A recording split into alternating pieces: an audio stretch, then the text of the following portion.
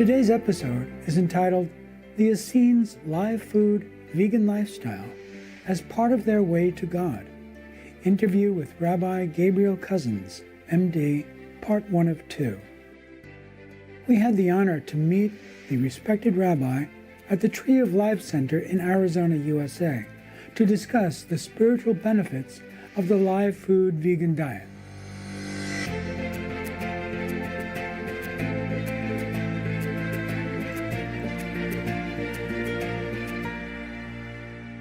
Rabbi Dr. Gabriel Cousens, MD, is a renowned spiritual teacher, holistic physician, and homeopath. As one of the leading live food vegan medical doctors and spiritual nutrition experts in the world, Dr. Cousens has been recognized as the fasting guru and detoxification expert by the New York Times. He is also a distinguished psychiatrist, family therapist, Ayurvedic practitioner, acupuncturist, diabetes researcher, ecological leader, and best-selling author of books such as Spiritual Nutrition, Conscious Eating, and There is a Cure for Diabetes. Rabbi Dr. Gabriel Cousens developed the first vegan live food master's degree program in the world in conjunction with the University of Integrated Science, California. He is the director and founder of the International Tree of Life Foundation and the Tree of Life Rejuvenation Center, which have helped countless people experience the joy of sustainable, healthy living. Dr. Cousens has also taught in 40 countries throughout the world. The beloved spiritual teacher and ordained rabbi had practiced in India, studied the Kabbalah, Jewish mysticism, extensively, and founded the modern Essene Order of Light in 1993. With his diverse spiritual background that also includes Taoism and Native American wisdom, Rabbi Dr. Gabriel Cousens offers a unique and integrated view of spirituality. He first tells us about the teachings upon which he founded the modern Essene Order of Light.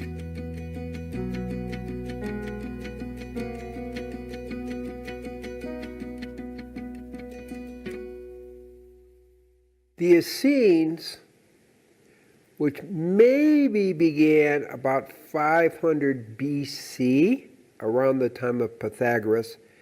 Apparently they trained Pythagoras on Mount Carmel. He came down as a live food vegan. The word Essene means doers of the Torah. So the Essenes were intense doers of the Torah. Their inner circle were live food vegans. Okay, the inner teachings, because as doers of the Torah, they were following the Torah. They were following Genesis 1:29. And God said, Behold, I have given you every herb yielding seed which is upon the face of all the earth, and every tree in which is the fruit of a tree yielding seed. To you it shall be for food. Genesis 1:29, Holy Torah.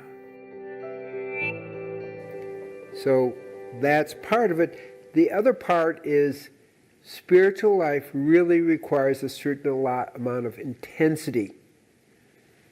And the Essenes were very intense in their practices. We actually do spiritual fasting about 15 minutes away from Qumran, which is one of the centers of the Essene, by the Dead Sea. So we're actually get very close to where they were, at least the main place where they lived. They were actually all over the Middle East. They really were at Lake Mareotis in Egypt, and they were in Lebanon. They were really in Damascus, so really the whole area. But Qumran is what most people remember. But my interest in them is, one, they were clearly live food vegans, the inner core, and they were spiritually intense doers of the Torah. What was the lifestyle of the Essenes, and how do you see the connection between their lifestyle and the Kabbalah teaching? Okay. Dead Sea Scrolls that were found in Qumran had the remnants or the beginnings of Kabbalah. The beginnings of Kabbalah weren't nearly as sophisticated as they are today. The beginning of Kabbalah, the ancient Kabbalah, was be like God. So as God serves us, so shall we serve humanity. And that way, we're like God. We're compassionate and we're serving humanity. That's it. It wasn't until the Arizal in the 1600s where we have the very sophisticated Kabbalah that we have today. But the beginnings of Kabbalah, which really began with Abraham, were very, very simple. And I just summed it up. And that's the level of which the Essenes were really following, was the primordial Kabbalah, be like God, therefore serve and take care of humanity. So the Essenes were known as humanitarians. They were great healers, known as the Therapeutai. And they also were great farmers, and they brought forth great things from the land, from the desert.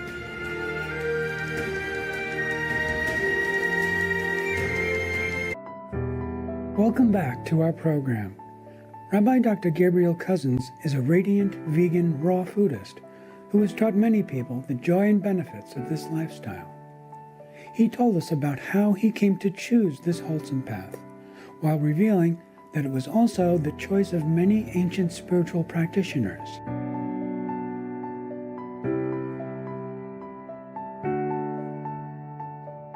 Well, again, the inner core of these scenes was live foods. Now, my interest in live food didn't exactly start with the Essenes. But when I had the little voice spoke to me in 1975, I began researching it. Because the real question is, how do we eat in a way that enhances the flow of the spiritual energy known as Kundalini? That was the question. Okay, now I didn't have the answer. I wasn't even sure what Kundalini was when that happened. But as I researched it, and as a doctor, holistic physician working with thousands of students of Muktananda, it got clear to me that a vegan live food diet was the diet that best accelerated the flow of the spiritual energy. The 6 foundations as taught by Rabbi Dr. Gabriel Cousens. 1. Nutrition. 2. Building prana, in parentheses, life force. 3. Service and charity. 4. Spiritual guidance and inspiration. 5. Silence. 6. Kundalini awakening. Now, you can't eat your way to God.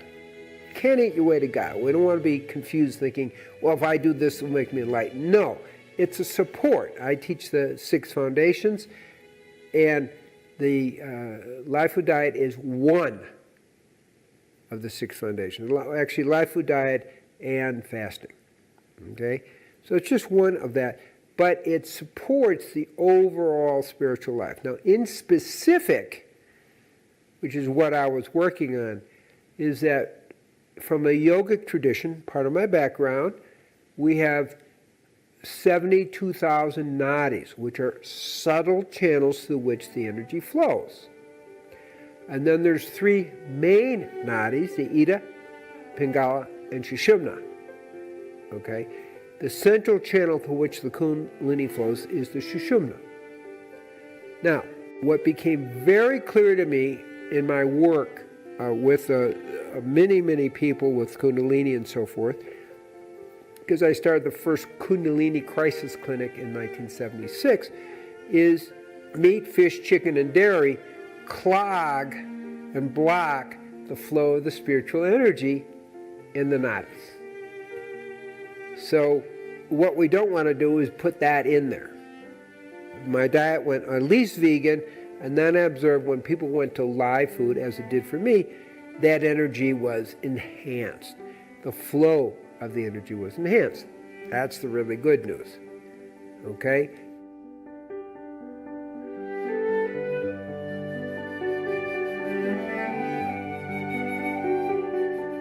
So that's how I really discovered it. It was what was working for people and what wasn't working for people. And that's what is important to understand, is strictly observational and clinical.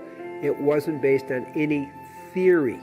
Now, we certainly can look at the yogic tradition, and if you go back to the ancient rishis 2,000, 3,000 years ago, they did indeed eat a live food vegan diet. Now, I shouldn't say vegan because they had a little dairy because they had no other way to get B12, but very little, like a tablespoon of yogurt a day, just to maintain. So they had already figured it out. This is the best way to move the spiritual energy and to enhance the movement. You look at Taoism. Taoists were live fooders. The key Taoists hanging out in the mountains away. If they ate at all, they were eating live food. And when we look again at the different traditions, that's what we see, is that the live food vegan diet is the primary diet.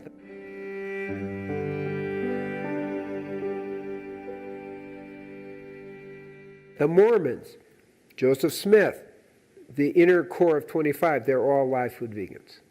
So the key here to understand is what I found wasn't unusual, wasn't exceptional, was the diet given to Adam and Eve, or Hava, was the diet people were really following, and it greatly enhances the spiritual energy, and partly because it not only has a tremendous amount of energy within itself, but it doesn't block the nadis. Now, when you eat an animal, you're not only getting in its astral field, because when you're eating vegetables, you're getting just the subtle field.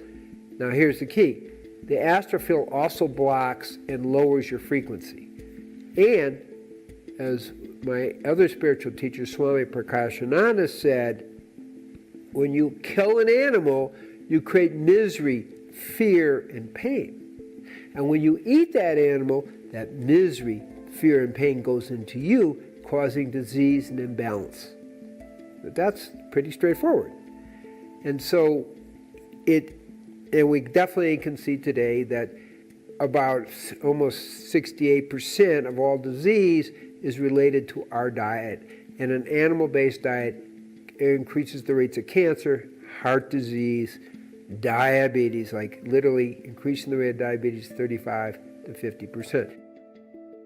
I'm not here necessarily to give a whole discussion of your health in that, but the point I'm making is it became very clear to me that animal food weakens you, blocks the flow of the spiritual energy through the nadis, and creates a hole in your body that creates a bigger hole in your soul.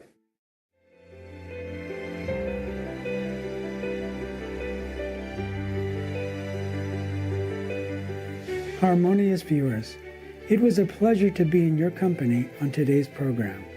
The Essenes live food vegan lifestyle as part of their way to God. Interview with Rabbi Gabriel Cousens, MD, Part 1 of 2 on Words of Wisdom.